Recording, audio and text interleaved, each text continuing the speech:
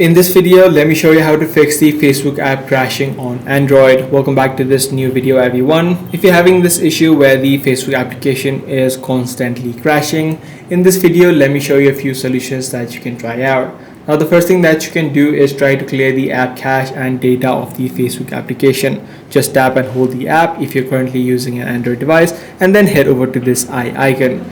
Once you're inside of the settings page, on the bottom right, you'd be able to see the option called Clear Data being displayed. Just tap on the Clear Data option and then tap on Clear Cache. If this option is not visible on the bottom right, head over to the Storage option on the top. So once you do this first step, try to see if the issue is fixed. If the issue still persists, the second thing that you can try out is try to uninstall Facebook from your device and then again re-download it. This ensures that you have the latest version of Facebook, and any sort of bugs which might be causing this issue will also be now fixed.